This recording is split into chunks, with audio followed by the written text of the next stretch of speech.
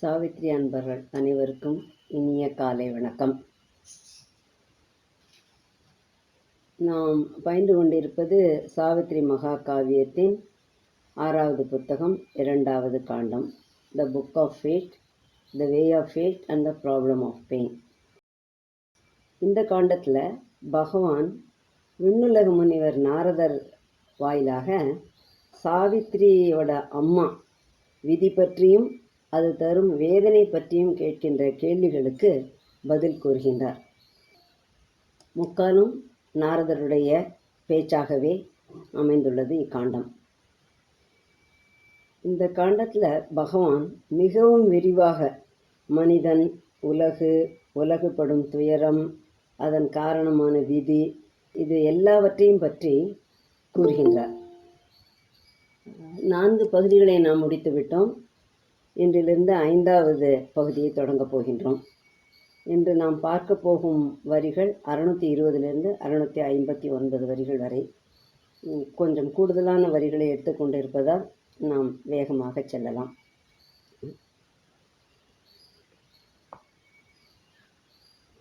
O mortal, who complainst of death and fate, accuse none of the harms thyself hast called.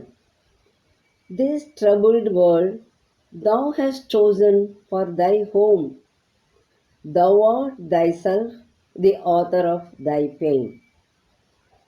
ஓ மானுடமே, சாவையும் விதியையும் குறை கூறுவோனே, நீ அழைத்த அவை எதையும் குற்றம் சாட்டாதே. இத்துயர் நிறை உலகை நீயாகத்தான் தேர்ந்தெடுத்தாய் உன் உறைவிடமாக. உனது வலிகளின் காரணகர்த்தா நீயேதான். இந்த வரிகளை மதர் படிச்சிருக்காங்க.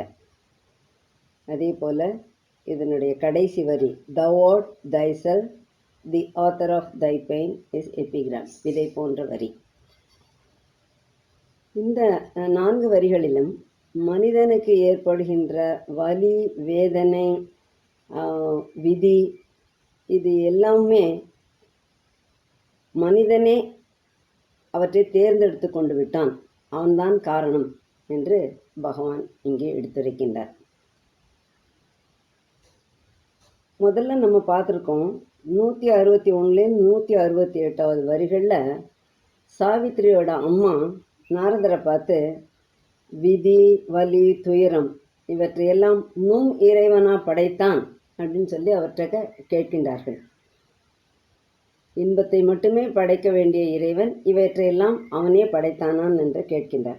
அந்த பதில் இங்கே மிக தெளிவாக 622 623 வரிகளில் பகவான் சொல்கின்றார். இத்துயர் நிறை உலகை நீயாகத்தான் தேர்ந்தெடுத்தாய் உன் உறைவிடமாக. உனது வலிகளின் காரணகர்த்தா நீயேதான். இறைவன் படைக்கவில்லை என்பது மிக தெளிவாகிவிட்டது இங்கே. இந்த வரிகளை பார்க்கும் பொழுது, இந்த 2 வரிகளை பார்க்கும் பொழுதும் நமக்கு தெரிகின்றது, ஒரு மேலோட்டமாக பார்த்தோமானால் பகவான் இந்த ட்ரெடிஷ்னல் கார்மிக் தியரியை பற்றி சொல்கிறார் அப்படின்னு சொல்லிட்டு, போன ஜென்மத்தில் இருந்தது, ஆனால் இந்த ஜென்மத்தில் இப்படி இருக்குது அப்படின்னு நம்ம ஒரு முடிவுக்கு விடுவோம். அது போன்றதொரு தோற்றம் இங்கே காணப்படுகின்றது. சாதாரணமாக பார்த்துக்கிட்டால் உனது வலிகளின் காரணகர்த்தா நீயே தான் சொன்னால், நான் செஞ்சேன் இல்லையா, என்னுடைய வினையை நான் அனுபவிக்கிறேன் என்று அந்த ட்ரெடிஷ்னல் கார்மிக் லாவை நம்ம எடுத்துக்கொண்டுடுவோம். அந்த தியரியின்படி ஆமாம், எந்த பிறவியில் செஞ்சேனோ இந்த ஜென்மத்தில் அனுபவிக்கிறேன் அப்படின்னு சொல்லி நம்ம மிக எளிதாக எடுத்துக்கொண்டு விடுவோம். ஆனால் கொஞ்சம் கூர்ந்து நோக்கினோமானால் அதனுடைய நேர் மாறான கருத்தை இங்கே பகவான் சொல்லியிருக்கிறது தெரியும். கொஞ்சம் கவனித்து பார்க்கணும் அதை. அதாவது ஒவ்வொரு ஆன்மாவும் பிறப்பை தேர்ந்தெடுக்கையில் தான் எவ்வாறு இருக்க வேண்டும் என்பதை தேர்ந்தெடுத்து கொண்டு வருகின்றது. It has chosen, the soul has chosen. வேற இறைவன் இல்லை முந்தின செய்த வினைகளுக்காக இப்பொழுது இந்த ஜென்மத்தில் இந்த துயரங்களை எல்லாம் நீ அனுபவிக்க வேண்டும், அல்லது நீ செய்த புண்ணியத்திற்காக இந்த நல்லவற்றை அனுபவிக்க வேண்டும் என்றெல்லாம் சொல்வதில்லை. இங்கே இந்த பிறப்படிக்கின்ற ஆன்மாதான் தேர்ந்தெடுத்து கொண்டு வருகின்றது. இதே தான் நம்ம அந்த சைத்திய புருஷன்ற அந்த புஸ்தகத்தில் பார்க்கும் பொழுது பகவானுடைய மொழிகள் மூலமாகவே அறிந்து கொள்கின்றோம். இறக்கும் தருவாயில் சைத்திய புருஷன் அடுத்த பிறவியில் எதையெல்லாம் செய்ய வேண்டும் என்பதையும் புதிய ஆளுமையின் தன்மையையும் நிலைமைகளையும் முடிவு செய்கிறது. ஒருவன் உயர் ஒளிக்கு தயாராகும் வரை அஞ்ஞானத்தின் நிலைமைகளில் பெரும் அனுபவத்தின் மூலம் பரிணாம வளர்ச்சி பெறுவதற்காகவே வாழ்க்கை உள்ளது. அப்போ அந்த ஆன்மாவானது இன்னும் முழுமையான வளர்ச்சி பெறவில்லை. அதற்கு தேவையானவற்றை அது இந்த பிறவியில் தேர்ந்தெடுத்து கொண்டு வருகின்றது. அதைத்தான் இங்கே நாரதர் வாயிலாக ரொம்ப அழகாக சொல்லிட்டார். This world thou hast chosen for thy home. Thou art thyself the author of thy pain. ஆக நாம் இன்று எதையெல்லாம் அனுபவிக்கிறோமோ அவையெல்லாம் நாமே தேர்ந்தெடுத்து கொண்டு வந்தது தான். யாரும் நம்மேல் திணிக்கவில்லை. அதுக்கும் பகவான் காரணம் சொல்லுங்க. ஏன்னா அந்த பரிணாம வளர்ச்சியில் முழுவதுமாக அது ஒளிக்கு தயாராகும் வரை அஞ்ஞான நிலைமைகளில் இங்கே இருக்கின்ற அஞ்ஞானத்தில் உழன்று அதில் தருகின்ற துன்பங்களை அனுபவித்து அதன் மூலம் பரிணாம வளர்ச்சி அடைய வேண்டும். அதற்காக ஏற்பட்டது தான் வாழ்க்கை. இந்த ரெண்டையும் சேர்த்து பார்க்கும் பொழுது இங்கே மிகவும் அழகாக தெரிகின்றது. நம்முடைய இன்றைய நடப்புகளுக்கு நாமே தான் காரணம். இதை விதின்னு சொல்ல மாட்டேன், கர்மான்றதும் இல்லது. இன்று எனக்கு இது நடக்க வேண்டும் என்றால் இதை நான் தேர்ந்தெடுத்து கொண்டு வந்திருக்கின்றேன். அது இறைவனால் எனக்கு அளிக்கப்பட்டிருக்கின்றது. அந்த அனுபவத்தை பெற்று நான் என்னுடைய பரிணாம வளர்ச்சியில் ஒளிக்கு என்னை மேலும் தயாராக்கி கொள்வேன். இதுதான் இதனுடைய சாராம்சம், இந்த வரிகளுடைய சாராம்சம். இதை நாரதர் சொல்லினான். மனிதனுக்கு ஏன் வந்ததுன்னு சொன்னால் அவன் ஒளிக்கு தயாராகும் வரை இந்த துன்பங்கள்லாம் அனுபவிக்கணும் அப்படின்னு சொல்லிட்டார். அடுத்து, once in the immortal boundlessness of self, in a vast of truth and consciousness and life, the soul looked out from its felicity. ஒரு சமயம் அழிவற்ற வரம்புகள் அற்றதின் சத் இருப்பினுள்ளே சத்தியமும் உணர்வும் ஒளியும் கொண்டதோர் அகண்டத்தில் ஆன்மா தன் இசைவு நயத்தினின்றும் வெளியே நோக்கியது. இங்கே ஆன்மா என்று சொல்லப்படுவது வெளிப்பட்டு தோன்ற இச்சை கொண்ட ஆன்மா. அது பரமான்மா ஜீவாத்மாவாக வெளிப்படுவதற்கு ஆசை கொள்கின்றது. இந்த 624வது வரியிலிருந்து 659 நாம் இன்று பார்க்க இருக்கும் வரிகளில் பரமான்மா ஜீவான்மாவாக வெளிப்பட்டு வருவதை பகவான் எடுத்திருக்கிறார். அதாவது வரிசை கிரமமாக மிகவும் அழகாக அந்த வெளிப்பட்டு வருவதை பகவான் கூறுகின்றார். இங்கே முதல் வரியில் பார்க்கும் பொழுது செல்ஃப்ன்றதை பகவான் கேபிட்டல் எஸ் கொடுத்திருப்பதனால இது பரமான்மா. அந்த பரமான்மா எப்படி இருக்கு, எங்கே இருக்கு என்றதுதான் இந்த வரிகள் மூலமாக நமக்கு தெரிய வருகிறது. அந்த கடைசி வரியில் looked out, the soul looked out அப்படின்றதுல அப்போ அந்த பீயிங், அந்த பரமாத்மா வெளிப்பட்டு மேனிஃபெஸ்ட் ஆகி பிகமிங் ஆக வருவதற்கு அங்கே அது ஆவல் கொண்டுள்ளது என்பதை தெரிவிக்கப்படுகின்றது. ரொம்ப அழகாக இருக்கிறது. அது பீயிங் பிகமிங் ஆகிறது, அது எப்படிப்பட்ட நிலையில் இருக்குன்றத இதுவும் இந்த அடுத்த வருகின்ற 3 வரிகளிலும் ரொம்ப தெளிவாக சொல்லப்பட்டிருக்கிறது. It felt the spirit's interminable bliss. It knew itself deathless, timeless, spaceless, one. It saw the eternal, lived in the infinite. சத்தின் பரமாத்மாவின் முடிக்கவேலா பரவசத்தை உணர்ந்தது. அதற்கு தெரியும் அது இறப்பு, காலம், இடம் இவற்றுக்கு உட்பட்டது அன்று, ஒன்று என்று. அது கண்டது நித்தியத்துவத்தை, வரம்பற்றதில் வாழ்வதை. இங்கே இட்டுன்னு சொல்லியிருக்கிறதெல்லாம் பரமான்மா, இறைவன். சென்ற வரிகளுடைய தொடர்ச்சியை தான் இங்கே நம்ம பார்க்கின்றோம். அந்த பரமான்மா எப்படி இருக்கின்றது அப்படின்றது தான் இங்கே பகவான் சொல்லியிருக்கிறார். முடிவில்லா பரவசத்தை, அது தன்னுடைய இருப்பில் சச்சிதானந்தமாக இருப்பதை அது உணர்கின்றது. அதே போல் அதற்கு தெரியும் தான் இறப்புக்கோ அல்லது காலத்திற்கோ அல்லது இடத்திற்கோ உட்பட்டது அன்று என்று. ஒன்று, the one, the almighty, the absolute அப்படின்றது அதற்கு தெரியும். அது கண்டது நித்தியத்துவத்தையும் வரம்பற்றதில் வாழ்வதையும். தான் எங்கே இருக்கின்றோம், எப்படி இருக்கின்றோம் என்பதெல்லாம் அதற்கு தெரியும். அந்த பரமாத்மாவினுடைய அதாவது இந்த நம்ம லைஃப் டிவைனில் பார்த்தோம், த பியூர் எக்ஸிஸ்டன்ட் அப்படின்னு சொல்லிட்டு, அதே தான் இங்கே அந்த பியூர் எக்ஸிஸ்டன்ட் பீயிங் எப்படி இருக்கின்றது என்பதை இந்த 6 வரிகள்லையும் பகவான் சொல்லியிருக்கின்றார். அதில் ஒரு வரியில் அது வெளிப்பட்டு வர ஆசைப்படுவதையும் பகவான் இங்கே தெரிவிக்கின்றார். ஆக பீயிங் பிகமிங் ஆக மேனிஃபெஸ்ட் ஆகி வரப்போகின்றது. எதற்காக நாரதர் இதை சொல்கின்றார்? இந்த மேனிஃபெஸ்டேஷனில் தான் இத்தனை குழப்பங்களும் வலியும் வேதனையும் விதி என்று எல்லாமே. அந்த ஒன் என்ற நிலையில் எதுவுமே இல்லை. அந்த ஒன் என்பது தான் பலவாக வெளிப்பட்டு வந்தது அப்படின்னு அது தோன்றின விதத்தை அது ஆதி அதனுடைய மூலத்திற்கு சென்று நாரதர் உரைக்கின்றார். அரசைக்கு மிக தெளிவாக ஆக வேண்டும் என்பதற்காக ஏன் இப்படி வந்தது, தனியாக ஒன்று வரவில்லை, அந்த ஒன்றே தான் இங்கு ஏகமாக வந்திருக்கிறது என்பது. ஆக அவர் குறிப்பிட விரும்புவது என்னவென்றால்,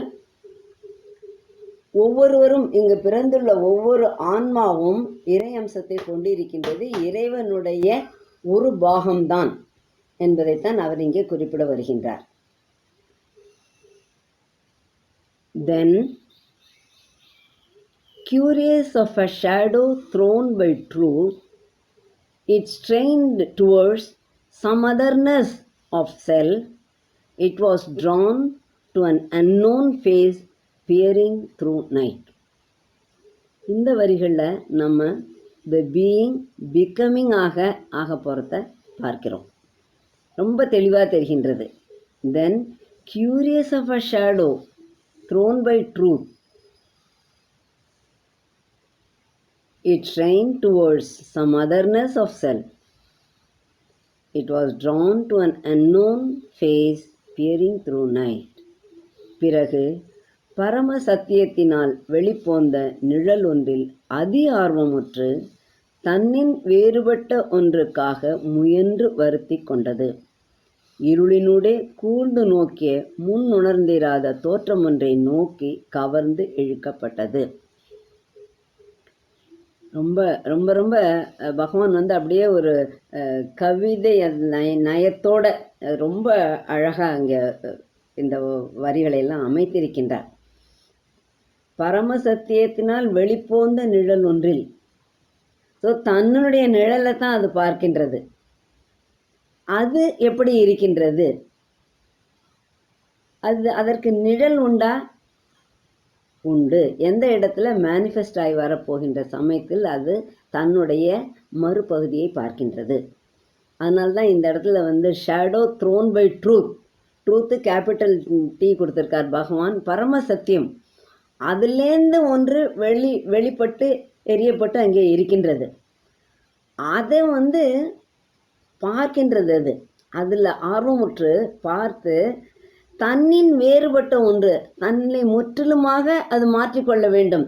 இந்த முதல் வரிகளில் பார்த்தோம், நித்தியமானது அது இறப்பு காலம் இடம்பெயற்றுக்கு உட்பட்டது அன்று என்று நித்தியத்துவமாக இருப்பது. அது வரம்புகள் அற்றதோடு அழிவு வரம்புகள் அற்றதோடு அதுக்குள்ளே இருக்குது. இதெல்லாம் பார்த்துட்டு இப்போ அது என்ன பண்ணணும்?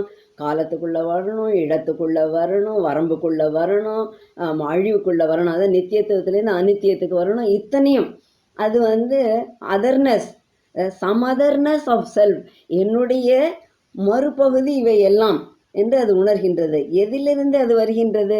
அதனுடைய நிழலிலிருந்து அவையெல்லாம் இருக்கின்றன. அதவாக அது மாற அங்கே ஆசைப்படுகின்றது. It was drawn to an unknown face bearing through night. அந்த நைட்டு இருளினூடாக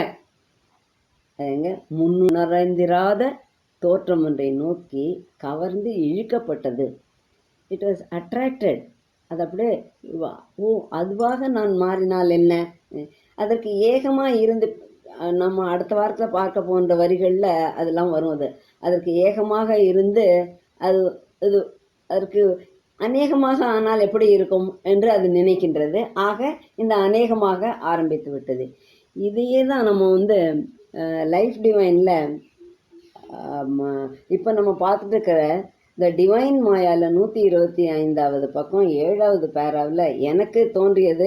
போன வாரம் நான் கிளாஸ் அட்டன் பண்ணல, படிக்கும் பொழுது எனக்கு இந்த வரிகள் இதற்கு ஒத்த கருத்தை கொண்டது போல் இருந்தது.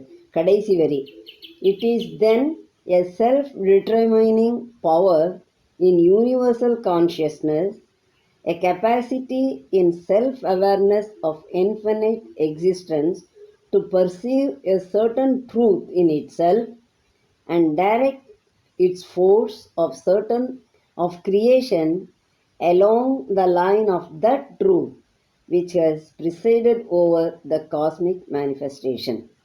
அதாவது இந்த வரிகள் லைஃப் டிவைன் இந்த டிவைன் மாயாவிலையும் ஒத்த வரிகளாக இருப்பது போல் எனக்கு பட்டது. அதனால் அவற்றை நான் சொன்னேன்.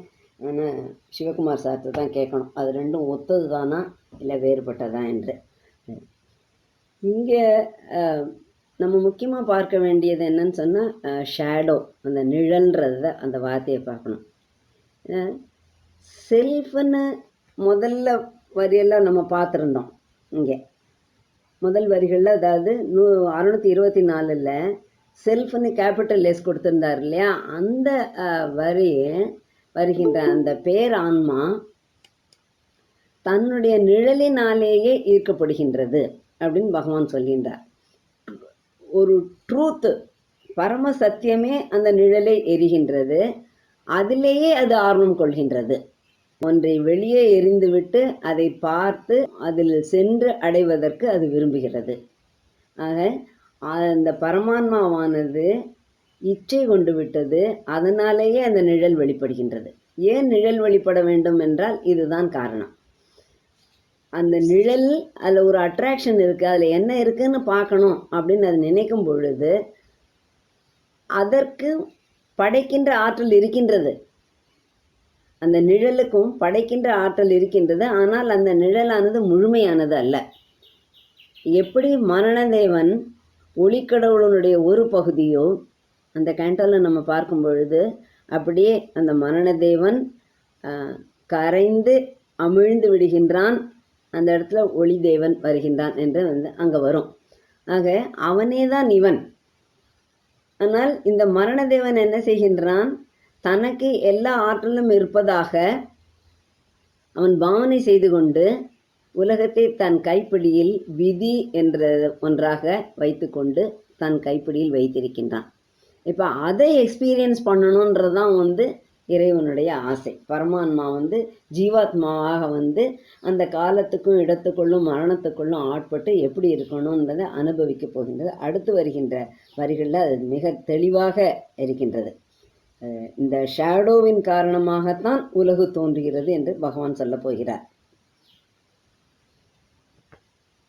It sensed a negative infinity, a void supernal whose immense excess, imitating God and everlasting time, offered a ground for nature's adverse birth and matter's rigid, hard unconsciousness, harboring the brilliance of a transient soul that lights up birth and death and ignorant life. அது ஓர் எதிர்மறையான முடிவற்றதை உணர்ந்தது. உள்ளீடற்ற தெய்வத்தன்மையுடைய ஒன்றின் அளவு கடந்த மிகைப்பாடு, கடவுள் போலும் மற்றும் நீடித்த காலம் போலும் போலி வடிவம் கொண்டு இயற்கையின் முரண்பட்ட பிறப்பிற்கு ஒரு தளத்தை அளிக்கும். சடத்தின் இறுகிய கடின உணர்வற்ற நிலை, காலத்தில் தோன்றி மறைகின்ற ஆன்மாவினுடைய ஒளிதனில் புகலிடம் கொண்டு தோற்றம், மறைவு மற்றும் அஞ்ஞான வாழ்வு இவற்றை ஒளிப்படுத்தும். இங்கே முதல்ல மேட்டர் வருவது சொல்லப்படுகிறது. ஓர் எதிர்மறையான முடிவற்றதை உணர்கின்றது. இந்த அங்கேருந்து பார்க்கின்றதே அது எட்டி பார்க்கின்றது, அங்கே என்ன இருக்கின்றது அப்படின்னு. இந்த ட்ரூத், பரம சத்தியத்தினால் எரியப்பட்ட ஒன்று அது பார்க்கின்றது. பார்க்கும் பொழுது இதற்கு நேர் எதிர்மறையான இன்ஃபினிட் அங்கே இருக்கிறதா அது தெரிகின்றது, உணர்கின்றது.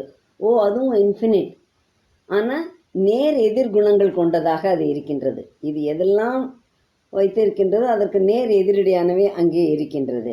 அது அந்த எதிரிட உள்ளே இருப்பது எதிர்மறையான வடிவம் எப்படி இருக்கின்றது, அந்த முடிவற்றது எப்படி இருக்கின்றது? உள்ளீடற்ற தெய்வத்தன்மையுடைய ஒன்றின் அளவு கடந்த மிகைப்பாடு. இந்த இடத்துல சுப்பர்னல் அப்படின்னு பகவான் கொடுத்துருக்கார். எ வாய்ட் சுப்பர்னல். இந்த சுப்பர்னல்ன்றது சுப்ரீமனுடைய குணங்களையும் கொண்டிருக்கின்றது. அது எப்படி ஆகிவிட்டது? அளவு கடந்து போய்விட்டது.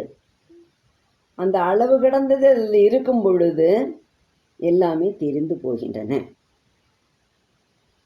அதனால்தான் மரணதேவன் அங்கே சத்தியவானின் ஆன்மாவை தரமாட்டேன் என்று பிடிவாதமாக பிடித்து வைத்து கொண்டிருக்கின்றான். இது எனக்கு உரியது, இதற்கு கட்டுப்பட்டே ஆக வேண்டும். மனிதர்கள் என்றால் இறப்பிற்கு கட்டுப்பட்டே ஆக வேண்டும். இறப்பின் வழியாகத்தான் நீ மேலே செல்ல முடியும் அப்படின்னு சொல்லி அங்கே வாதிடுவான். அது தன்னை ஒரு தலைவனாக வைத்து கொண்டு விட்டது. தனக்கு மேல் ஒன்று இருக்கின்றது என்றதை அது உணரவில்லை. அதனால்தான் அது அளவு கடந்து மிகைப்பட்டு வெளிப்படுகின்றது. இங்கே சத்தாக இருப்பது தன்னுடைய எதிர்மறை, அதாவது இந்த பாசிட்டிவ் இன்ஃபினிட் நெகட்டிவ் இன்ஃபினிட்டாக வருகின்றது. பாசிட்டிவ் இன்ஃபினிட்டாக சத்தாக அது இருக்கின்றது, பியூர் எக்ஸிஸ்டண்ட்டாக அது இருக்கின்றது. அதற்கான குணாதிசயங்களே வேறு. ஆனால் இங்கே அது மேனிஃபெஸ்ட் ஆகி த பீயிங் பிகமிங்காக வரும் பொழுது நெகட்டிவ் இன்ஃபினிட்டாக வருகின்றது. ஏன் நெகட்டிவ்? எப்படி நெகட்டிவ் இன்ஃபினிட்? மரணம் என்பது முடிவற்றதாக இருக்கின்றது. ஒரு பிறவியில் மரணம் ஏற்பட்டால் தொடர்ந்து வருகின்ற பிறவிகளிலும் மரணம்தான் ஏற்படுகின்றது, முடிவில்லாமல் இருக்கின்றது.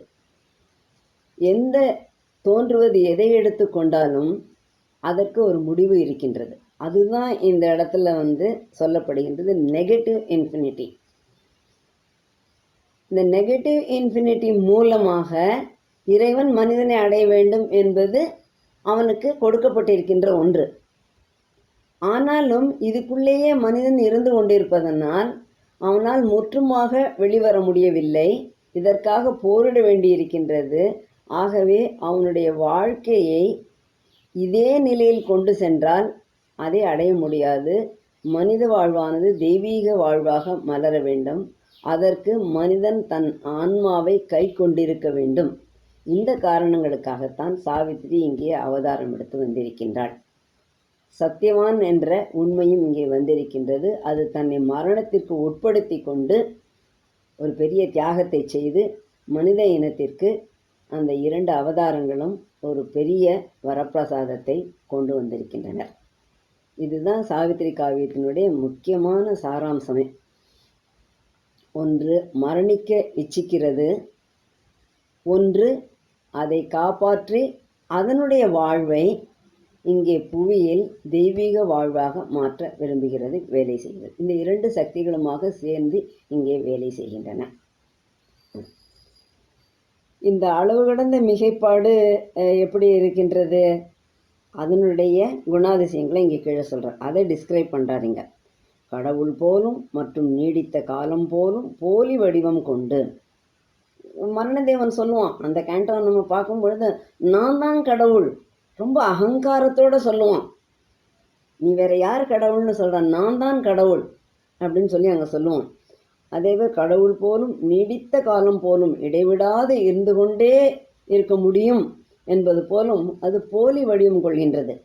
உண்மையான வடிவம் அதல்ல. ஏன்னா அது பரம சத்தியத்தினால் எரியப்பட்ட நிழல்.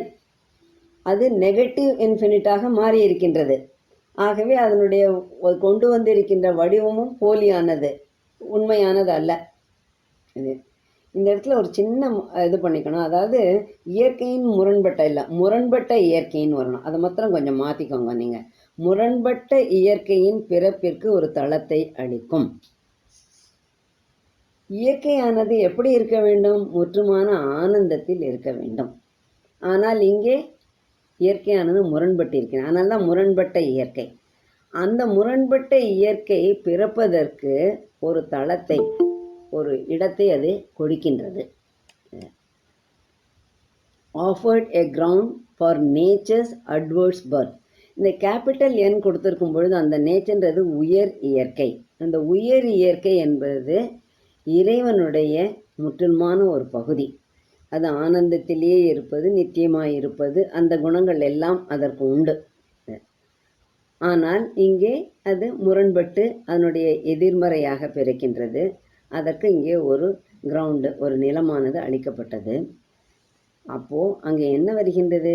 ஜடத்தின் இறுகிய கடின உணர்வற்ற நிலை இங்கே கொடுத்துட்டார். அண்ட் மேட்டர்ஸ், கேபிட்டல் எம், ஜடமானது இங்கே தோன்றிவிட்டது. இந்த தளத்தில் இயற்கை, முரண்பட்ட இயற்கை வெளிப்பட்டு வருவதற்கான இடம் கிடைத்தவுடன் அங்கே மேட்டர், ஜடப்பொருள் தோன்றிவிட்டது. அது எப்படி இருக்கின்றது? ரிஜிட், ஹார்ட், அன்கான்ஷியஸ்னஸ் அதோடு இருக்கின்றது. இறுகிய கடின உணர்வற்ற நிலையில் இருக்கின்றது.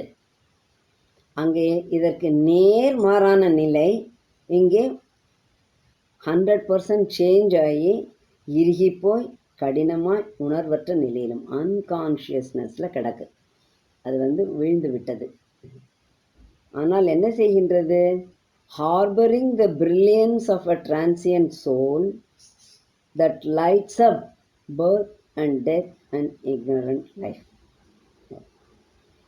இந்த சோல் எப்படி இருக்கின்றது? பிறந்து வருகின்ற ஆன்மா எப்படி இருக்கின்றது? டிரான்சியன்ட், வந்து மறைகின்றது. காலத்தினால் அது அழிந்துபடுகின்றது. சிறிது காலமே வசிக்கக்கூடியதாக இருக்கின்றது. அதுதான் டிரான்சியன்ட். காலத்தில் தோன்றி மறைகின்ற ஆன்மாவினுடைய ஒளிதனில் புகலிடம் கொண்டு அது எங்கே போய் புகலிடம் கொள்கின்றது? இந்த மேட்டர், அன்கான்ஷியஸ்னஸில் இருக்கிற ஹார்ட் அண்ட் ரிஜிட் மேட்டர் எங்கே போய் புகுகின்றது? அந்த ஆன்மாவினுடைய ஒளியில் போகுது. அந்த ஆன்மா எப்படி இருக்குது? பேரான்மா இல்லை, ஜீவாத்மா தான். அது தோன்றி மறைகின்றது தான். ஒரு குறிப்பிட்ட வாழ்க்கைக்கு உட்பட்டு அது வருகின்றது, குறிப்பிட்ட காலத்திற்கு உட்பட்டு வருகின்றது. அது எவற்றிற்கு ஒளி ஊட்டுகின்றது? Birth, death and ignorant life. இந்த மூன்றை பார்த்தாலுமே இந்த மூன்றுமே அழிந்துபடக்கூடியது, எதுவுமே நிலையானதில்லை. Birth, death and ignorant life. அது ஒரு ஆரம்பம், ஒரு முடிவு, இரண்டிற்கும் இடைப்பட்ட நிலை. இதுதான் இங்கே. அது தோன்றத்துலேருந்து மறையிறது வரைக்கும் இருக்கின்ற நிலையில் எது அதற்கு ஒளி ஊட்டுகின்றது? இந்த டிரான்சியன்ட் சோலுக்கு ஒளி ஊட்டக்கூடியது பாதி ஒளிகின்ற, பாதியே ஒளி தருகின்ற அந்த ஆன்மா தான். அதாவது ஜீவான்மாவுடைய ஒளியில் அது வேலை செய்கின்றது. ஹார்பரிங். இங்கே இந்த தெய்வத்தன்மையுடைய உள்ளீடற்ற அப்படின்ற வாய்ட் அப்படின்றச்சே அங்கே ஒன்றுமற்றதுன்னு தான் எடுத்துக்கணும். தெய்வத்தன்மையுடையது என்றாலும் அது ஒன்றுமற்றதாக இருக்கின்றது.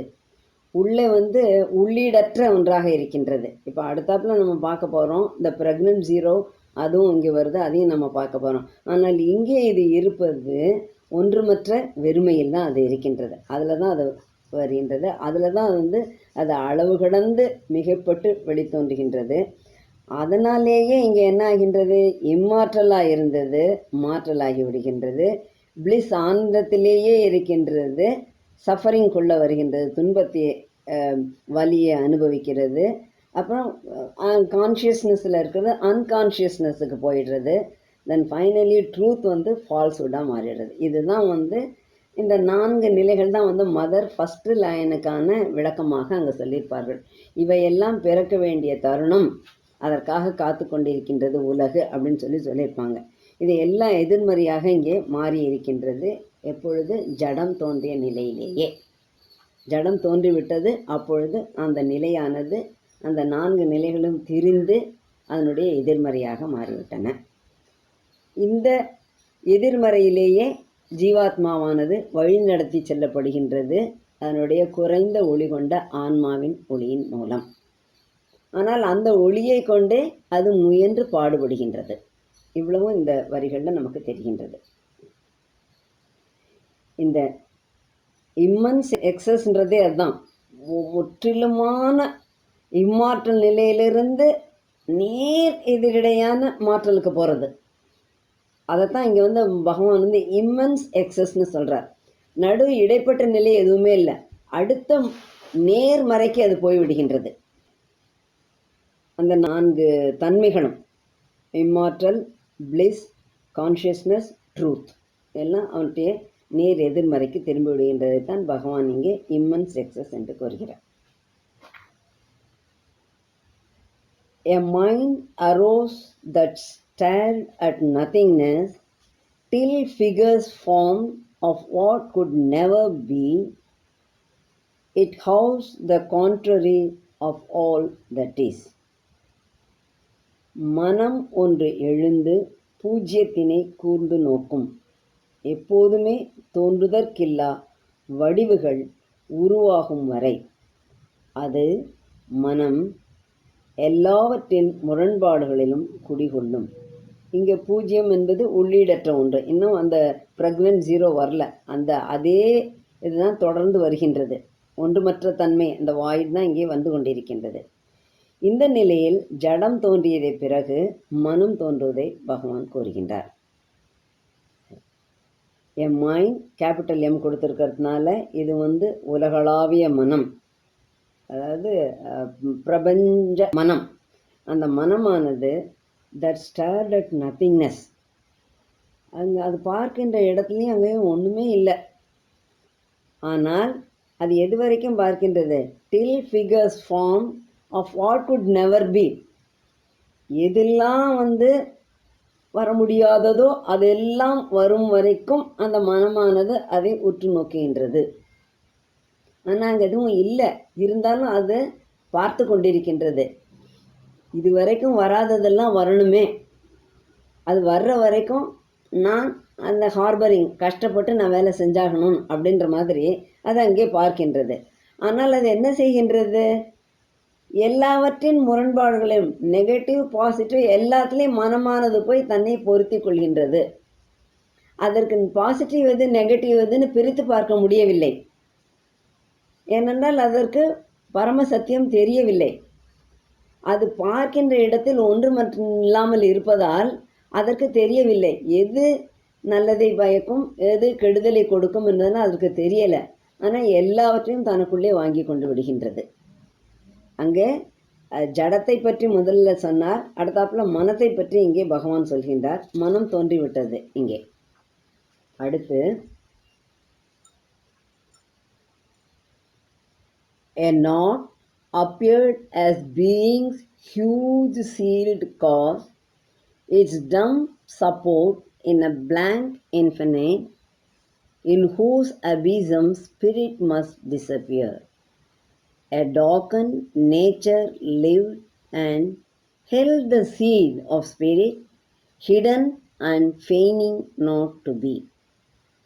ஓர் இல் பொருள் நிலை இருப்பின் மிக பெரிய மறைவான காரணமாக தோன்றும்.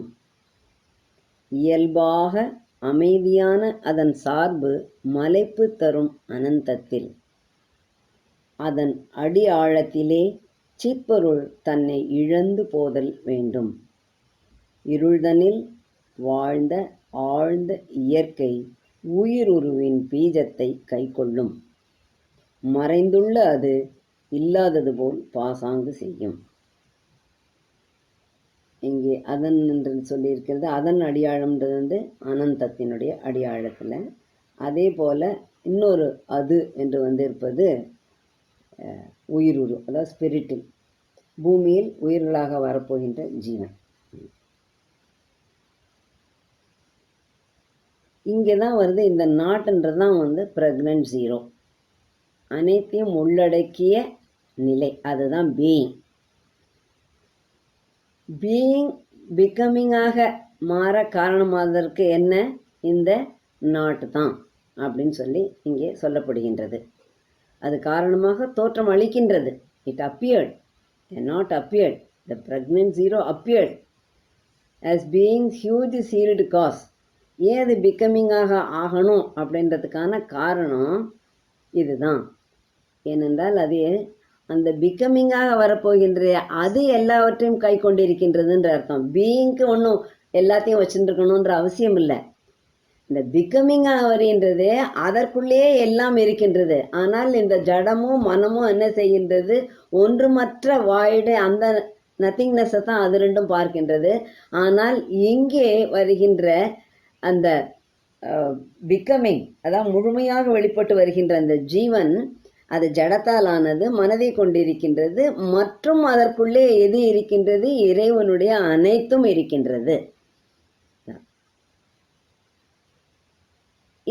இதைத்தான் வந்து இங்கே நான் டிவைன் மாயாவாக வருதுன்னு நான் நினைக்கிறேன். எனக்கு அதுவும் சரியாக தெரியல. பட் எனக்கு நான் அதுவாக தான் நினைக்கிறேன். இந்த நாட்டுன்றது தான் வந்து அது வரும்பொழுது அதற்கான இதுவாக பீயிங் பிகமிங்காக வருவதற்கு இந்த டிவைன் மாயா உதவி செய்கிறது அப்படின்னு நான் நினைக்கிறேன். அதை இந்த காரணமாக இருக்கின்றன. Its dumb support in a blank infinite. அந்த நாட்டுடைய சப்போர்ட் எங்கே இருக்குதுன்னு சொன்னால் இன்ஃபினிட்டில், அனந்தத்தில் இருக்குது. அது மலைப்பு தரும் அனந்தம். ஏன்னால் இந்த வெளிப்பட்டு வருகின்ற ஒன்றால் அதனை முழுமையாக அறிந்து கொள்ள முடியாது. இந்த பக்கத்தில் போய் பார்க்கின்றது ஒரு பரிணாமம், அடுத்த பக்கத்தில் போய் அது பார்க்கின்றது இன்னொரு பரிணாமத்தில் மிக பெரியதாக. எந்த இடத்திலிருந்து பார்த்தாலும் அந்த அனந்தமானது இந்த வெளிப்பட்டு வந்ததற்கு பிரமிப்பாக இருக்கின்றது. ஆகவே அது என்ன செய்கின்றது? அதில் போய் சார்ந்து கொள்கின்றது. ஓ, நான் இதில் என்னுடைய சார்பை, அதாவது சப்போர்ட்டாக இதை எடுத்துக்கொண்டேனானால் என்னால் வந்து மேலும் மேலும் முன்னேற முடியும் என்று. In whose abysm spirit must disappear, அதையும் சொல்லிட்டார். ரொம்ப அழகாக சொல்லிட்டார். அந்த இன்ஃபினிட் இருக்கே, அந்த அனந்தத்துக்குள்ளே தான் இது போய் அப்படியே இந்த ஸ்பிரிட் தோன்றி வருகின்ற ஜீவாத்மா அப்படியே மறைந்து போக வேண்டும். இந்த இடத்துல வந்து எம்பி பண்டிட்டோடைய தெய்வீக வாழ்க்கையின் சாராம்சம் முதல் பாகத்தில் ரொம்ப அழகாக ஒரு பேராகிராஃப், 2வது பேராகிராஃப் கொடுத்துருக்கார். இந்த வரிகள் இருக்கின்ற கருத்து அப்படியே வருகின்றது. இது என்னென்னா, இந்த டிவைன் மாயா நம்ம பார்க்குறோமே, அதுலேருந்து தான் வருது. அது தெய்வீக மாயின்றதுலாம் வருது. நான் அதை படிக்கிறேன். அந்த புத்தகம் இருந்தால் அது 109வது பக்கம், நீங்கள் நோட் பண்ணி வச்சுக்கோங்க, அப்புறம் படிச்சுக்கோங்க. இறைவனை பற்றி பேசும்போது நம்மால் குறிப்பிடப்படுவது அவருடைய தனி முதல் நிலையிலிருந்து வெளிப்பட்டு தன்னை செய்கையில் ஈடுபடுத்தி கொள்ளும் மாபெரும் உணர்வையே. தொடக்கத்தில் அது தானே தன்னை திடப்பொருட்களின் அடர்த்தியில், அவற்றின் பலவான தன்மையில் ஆழ்த்தி மறைத்து கொள்கிறது. இவ்வாறு தன்னை சிறைப்படுத்தி கொண்டுள்ள பேருணர்வு முதலில் புற வடிவமுள்ள அமைப்பாக, அதற்கு பிறகு வாழும் உயிரினமாக, அடுத்து சிந்திக்கும் உயிரினமாக தன்னை வெளிப்படுத்தி கொள்கிறது. இறுதியாக முழுமையான தலை நீக்கம் பெற்று ஒன்றேயான இயலுலக முழுதளாவிய விளையாட்டில் ஈடுபடும் எல்லையற்ற பொருளுடன் தன்னுடைய உரிமையை உணர்ந்து அதனால் இழக்கப்பெற்ற சச்சிதானந்த நிலையை மீண்டும் அடைய முனைகிறது. உள்ளடங்கி இருத்தல், அதிலிருந்து வெளிப்படுதல், பரிணாம வளர்ச்சி அடைந்து சச்சிதானந்த நிலையை அடைய முனைதல் ஆகிய 3 அம்சங்களை கொண்ட இந்த இயக்கமே இயலுலகை பற்றிய புதிருக்கு விடை காண உதவும் திறவுகோல். இதுவே வேதாந்தம் வலியுறுத்தும் உண்மை.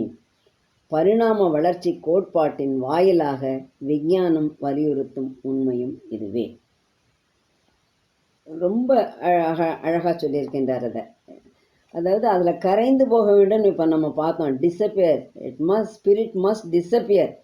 அந்த அனந்தத்தில் அது வந்து கரைந்து போக வேண்டும். அப்போது இங்கே அடுத்து என்ன செய்கின்றது? இருள்தனில் ஆழ்ந்த இயற்கை உயிருருவின் பீஜத்தை கை கொள்ளும். It held the seed of spirit அந்த கேபிட்டல் எஸ் கொடுத்திருக்கின்றார். அப்போ அந்த கேபிட்டல் எஸ்ஸாக இங்கே இருக்கின்றது என்ன? அந்த இறைவனுடைய விதையை, இங்கே ஜீவான்மாவாக வரப்போகின்ற ஒன்றின் விதையை அது கை கொண்டிருக்கின்றது. கை கொண்டு ஆனால் என்ன செய்கின்றதான்? Hidden and feigning not to be. ஃபெய்னிங்கிறது வேஷம் போடுறது, ப்ரிட்டெண்டிங்னு அர்த்தம். அது நாட் டு பி, அது இல்லாதது மாதிரி. அப்படித்தானே நாம் உணர்கின்றோம். நமக்குள்ளே இறைவன் இருக்கின்றான், ஆனால் நாம் அதை உணர்வதில்லை. பாசாங்கு செய்கின்றது, பாசாங்கு தான் செய்கின்றோம். அதை ஆழ்ந்து உள்ளே போனோமானால் இறைவனை கண்டுபிடித்து விட முடியும். இந்த இடத்துல இந்த டிவைன் மாயாவில் இருக்கிறது அப்படியே இந்த வரிகள்லையும் வந்திருக்கு. அது என்னவோ தெரியல, நம்ம லைஃப் டிவைன் படிக்க அதுக்கு ஒத்த கருத்துக்கள் இம்மீடியட்டாக நமக்கு சாவித்திரியில் பார்க்க முடிகின்றது. எனக்கு அப்படித்தான் இந்த வரிகளை பார்த்த உடனே, அதையும் படித்து பார்த்த உடனே அப்படியே தோன்றியது.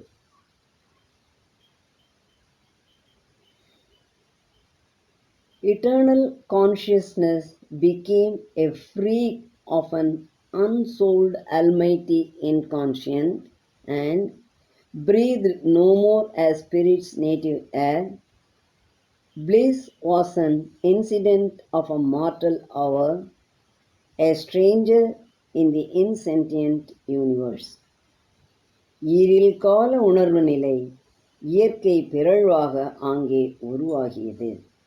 ஒரு வல்லமை மிக்க ஆன்மாவற்ற அச்சேதனமாக உருவாகிய அது சிற்பொருளுக்கே உரிய இயற்கையான காற்றை இனியும் சுவாசிக்கவில்லை. அதன் இறந்துபடும் கணங்களுக்கு ஆனந்த பரவசம் ஒரு சாதாரண நிகழ்வே. உணரும் திறனற்ற உலகின் கண் அறிமுகமற்ற ஒருவன் அது. இந்த முதல் 2 வரிகளில் பரமாத்மா முற்றிலுமாக ஜீவாத்மாவாக மாறிவிட்டது சொல்லப்படுகிறது. Eternal consciousness became a freak of an unsouled almighty inconscient. இன்கான்சியன்ட்டுக்குள்ளே போயிடுறது. அந்த எட்டர்னல் கான்ஷியஸ்னஸும் கேபிட்டல், அதே மாதிரி இன்கான்சியன்ட்டும் கேபிட்டல். அந்த என்ன தெரிகின்றது? அந்த மேலே சூப்பர் கான்சியண்ட்டாக இருக்கிறது தான் இங்கே கீழே விழுந்துபட்ட இன்கான்சியண்ட்டும். அது முற்றிலுமான மாறுபட்ட தோற்றம். ஆனால் இங்கேயும் அந்த சூப்பர் கான்சியண்ட்டுடைய ஒளியானது இருக்கின்றது, உள்ளூர ஊடகமாக அது இருக்கின்றது. அதனால்தான் இங்கே இருக்கின்ற இந்த இன்கான்சியண்ட் ஆனது முயன்று முயன்று முயன்று முயன்று மேலே வருகின்றது. அந்த ஒரு நிலையினால்தான் இங்கே மனமானது தோன்றியது. மனமானது உணர்ந்து அதை ஒரு கருவியாக கொண்டு மேலே ஏறி வர பார்க்கின்றது. வாழ்க்கையானது மேலே ஏறி வர பார்க்கின்றது. அப்படி விழுந்து விட்ட ஒன்று என்ன செய்கின்றது? அது அதற்கே உரிய காற்றில் சாதாரண மனித வாழ்க்கைக்குரிய, இந்த உலகுக்குரிய அந்த வாழ்க்கையை வாழ வேண்டிய, அதாவது இங்கே இயற்கையான காற்றை இனியும் சுவாசிக்கவில்லைன்னா அந்த காற்றை நம்ம ப்ரீத் பண்ணுறதை பகவான் இங்கே அர்த்தம் கொள்ளலை. இந்த இடத்துல அந்த வாழ்க்கையானது அதற்கே உரிய, எங்கிருந்து வந்ததோ இந்த சின்ன எஸ் ஸ்பிரிட்டு பெரிய கேபிட்டல் ஸ்பிரிட் எஸ் போட்ட ஸ்பிரிட்லேருந்து வந்திருக்கு. அந்த நிலையில் அது இப்பொழுது வாழவில்லை. இந்த இயற்கைக்கே உரிய இந்த சாதாரண நிலையில தான் அது வாழ்ந்து கொண்டிருக்கின்றது. அந்த வாழ்க்கையானது மாறி போய்விட்டது. அப்போது ஆனந்தத்திலே இருந்தது. அதனுடைய நிலையே ஆனந்தம்தான், சச்சிதானந்தத்தில் இருந்தது. இங்கே இப்படி பிகமிங்காக ஆனவுடன், ஜீவாத்மாவாக வந்தவுடன் அதுக்கு வருகின்ற அந்த சந்தோஷம்லாம் இருக்கே, கொஞ்ச நேரத்துக்கு தான் வருது. அது எப்படி ஒரு சாதாரண நிகழ்வாக போய்விட்டது. அதுக்கு ஒன்றும் பெரிய ஆச்சரியம் அளிக்கக்கூடியதாக ஒன்றும் இல்லை. அது இங்கே இந்த உலகில் எப்படி இருக்கின்றது? A stranger in the insentient universe. இந்த அச்சேதன உலகம், இன்சென்டியன்ட்னா அச்சேதனம், உணர்வற்றதுன்னு அர்த்தம். அதுக்குள்ளே இது வருது. எப்படி ஒரு அறிமுகமற்ற ஒரு ஸ்ட்ரேஞ்சராக இருக்குது. அது பெப்பன்னு முழிக்கிறது. ஐயோ நம்ம எப்படி, ஏன்னா நேர் எதிர்மறைக்குள்ளே அது அப்படியே குதித்து விட்டது. அந்த இறைவன் என்ன செய்தான்? தன்னுடைய நேர் எதிர்மறைக்குள் ஜீவாத்மாக பலவாக பிரிந்து அப்படியே இங்கே குடிகொண்டு விட்டான் அல்லவா, அதனால் அவனுக்கு என்ன ஆகின்றது, இங்கே வந்து இருப்பது அப்படியே புதிதாக தோன்றுகின்றது. இந்த வரிகளை நம்ம பார்க்க வேண்டியது ஜடம் தோன்றி பிறகு எல்லாமே தோன்றுகின்றது என்று. ஆகவே ஜடத்தில் தான் மனிதன் வந்தானே ஒழிய, மனிதன் வந்து ஜடத்துக்கு உட்பட்டிருக்கிறானே ஒழிய அவன் தனித்து வரவில்லை. ஆக ஜடத்துக்கே உரிய அந்த இன்சென்டியன்ட்டுக்கே உரிய குணாதிசயங்களும் இவனிடம் இருக்கின்றன, அந்த தன்மைகளும் இவனிடம் இருக்கின்றன. அதை கொண்டு அவன் இந்த உலகில் வரும் பொழுது, எதிர்கொள்ளும் பொழுது, உலகை எதிர்கொள்ளும் பொழுது அவனுக்கு எல்லாமே புதிதாக தோன்றுகின்றது. ஒன்றாக இருந்தது பலவாக வந்தது, பலவாக வந்த பொழுது அது ஜடத்தில் அச்சேதனத்துக்குள் வந்து விழுந்த பொழுது அதற்கு மிகவும் புதிதாக இருக்கின்றது எல்லாமே. அசாதாரணமாக இருந்ததெல்லாம் சாதாரணமாகிவிட்டது மனித வாழ்க்கையில். ஒன்றும் புதுசாக ஒன்றும் பெருசாக தெரியல, எதுவுமே அவனுக்கு வந்து கிளர்ச்சி வர செய்யவில்லை. எது வந்தாலும் வந்து அப்படியே ஏற்றுக்கொண்டு அப்படியே இருந்து போக வாழ பழகி கொண்டு விட்டான் மனிதன்.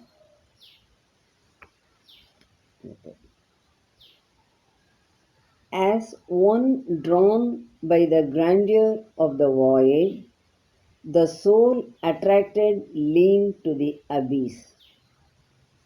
It longed for the adventure of ignorance and the marvel and surprise of the unknown and the endless possibility that lurked in the womb of chaos and in nothing's gulf, or looked from the unfathomed eyes of chance.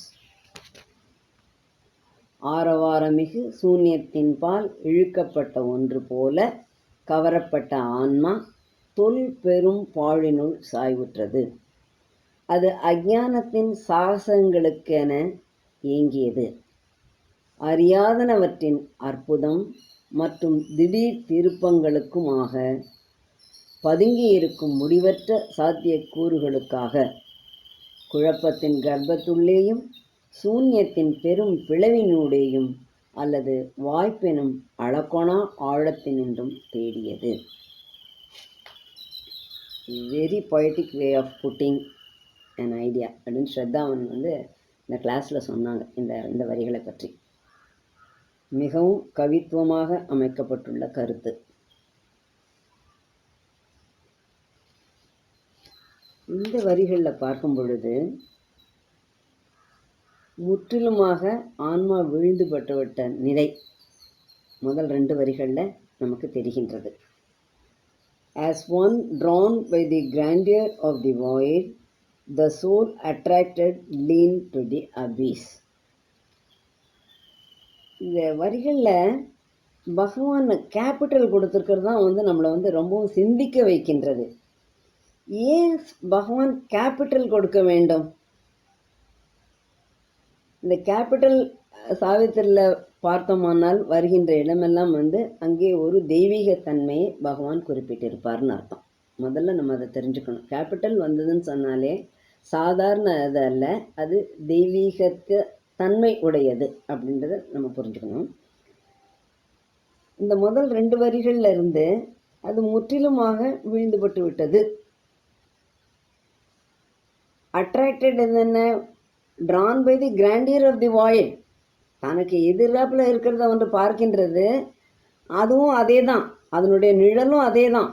அதனால் அங்கே capital we கொடுத்துருக்கின்றார் வாய்டுக்கு.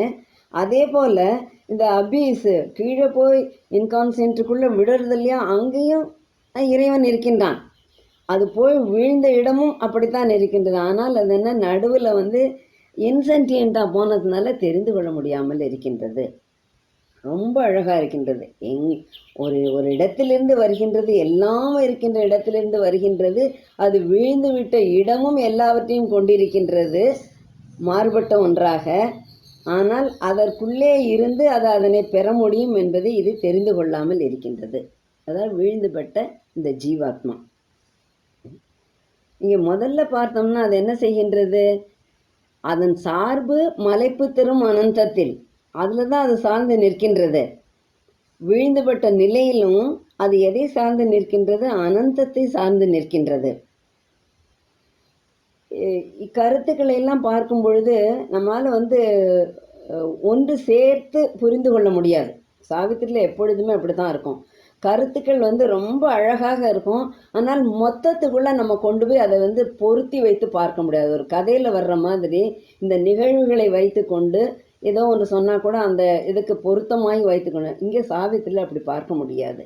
இப்போ இது எல்லாமுமே நாரதர் ஏன் சொல்கின்றார் என்பதை நாம் புரிந்து கொள்ள வேண்டும் என்றால், சாவித்திரி அவதாரமாக இந்த மனித வாழ்வை தெய்வீக வாழ்க்கையாக மாற்றப் போகின்றாள் அப்படின்றது நமக்கு தெரியும். அப்போ அந்த தெய்வீக வாழ்க்கைக்கு துணை செய்ய போவது எதுன்றது தெரியணும். அப்போ மனிதன் எப்படி வந்தான், எந்த நிலையில் இருக்கின்றான் என்பதை நாம் தெரிந்து கொள்ள வேண்டும். அந்த மனிதன் எப்படி இருக்கின்றான், எது எப்படி வந்ததுன்றது தான் இந்த வரிகளில் சொல்லப்பட்டிருக்கு. கொஞ்சம் புரிந்து கொள்வதற்கு கடினம் தான் இதை ஒருவேளை நீங்கள் திருப்பி கேட்டிங்கன்னா புரிஞ்சுக்கலாம் அப்படின்னு தான் நான் நினைக்கிறேன். அப்படி திருப்பி திருப்பி படிக்கும் பொழுது தான் இத்தனை அர்த்தம் இதுலேருந்து புரிந்தது. என்ன இந்த பகுதிகளே நீங்கள் பாருங்களேன், நாரதர் இருக்கின்ற பகுதிகளே நம்ம பார்த்தோமானால் கூட எப்படி இருக்கும்னு சொன்னால் தனித்தனி கருத்துக்களாக அங்கே துண்டாடி நிற்பதை நாம் பார்க்கலாம். அதற்கும் இதற்கும் என்ன சம்பந்தம்னு இருக்கும்.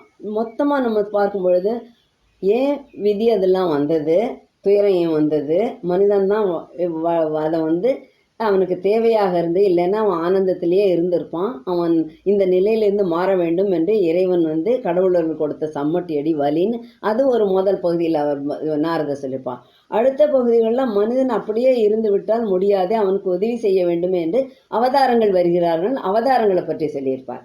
அப்புறம் அந்த அவதாரங்கள் வேலை செய்ய போது எந்த இடத்தில் அவர்களுக்கு எதிர் சக்திகள் இருக்கின்றன அப்படின்னு அந்த எதிர்ப்பு சக்திகளை பற்றி, அசுரிக் ஃபோர்ஸஸை பற்றி அடுத்ததில் சொல்லியிருப்பார். இப்போ இந்த மூன்றையும் சொல்லிவிட்டு இங்கே மறுபடியும் அவர் அதை எடுத்துக்கொள்கின்றார். நாரதர் மனித வாழ்க்கையை பற்றி எடுத்துக்கொள்கின்றார். இந்த மனித வாழ்க்கை விதி என்பது என்ன, எப்படி வந்தது, அந்த ஆன்மாவானது பேரான்மாவானது எப்படி இங்கே சிற்றான்மாவாக, அதாவது ஜீவாத்மாவாக எப்படி வந்தது, அது எப்படியெல்லாம் இருக்கின்றது என்றெல்லாம் தான் சொல்லி கொண்டு வருகிறேன். இப்படி கொஞ்சம் நம்ம அலசி கொஞ்சம் உள்ள ஆழ்ந்து போய் பார்த்தோம்னா அதனுடைய வரிகள்லாம் புரியும். அவ்வளவு தூரம் புரிந்து படிக்கின்றோம் இல்லை, ஆனால் அந்த மாதிரி படிக்கும் பொழுது ஒரு தனிப்பட்ட ஒரு ஆனந்தம் வரும்.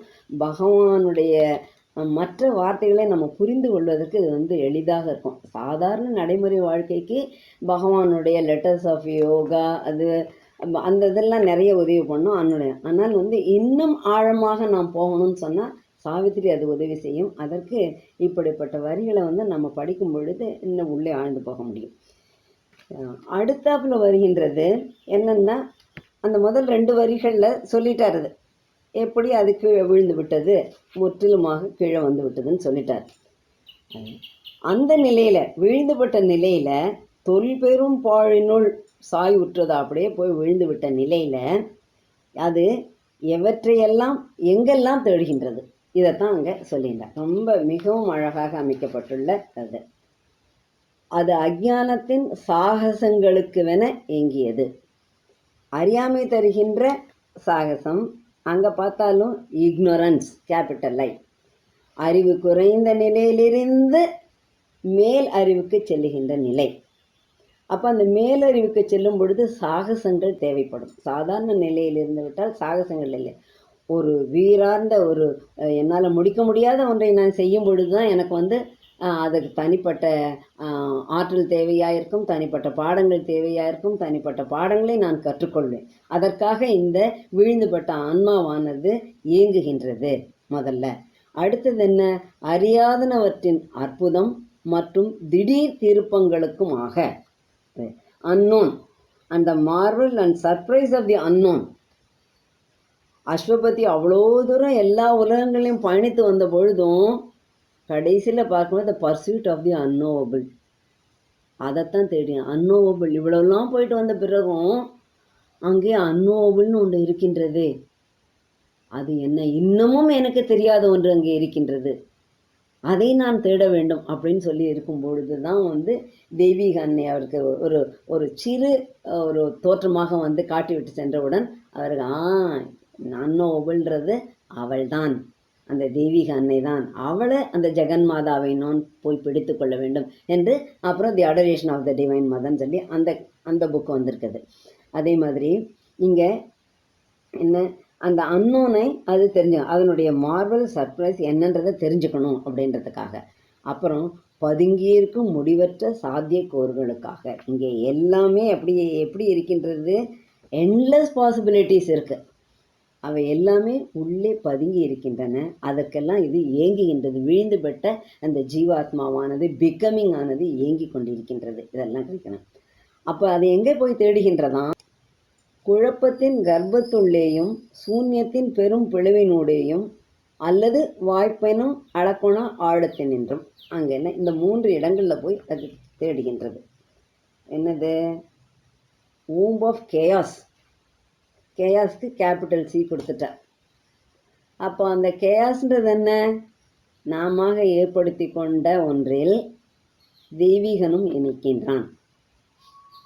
அவன்தான் இந்த குழப்பங்களுக்கெல்லாம் காரணம். வாழ்க்கையில் வருகின்ற துன்பங்களுக்கெல்லாம் அவன் இந்த ஜீவாத்மாவுக்கு அதை உருவாக்கி கொடுக்கின்றான்.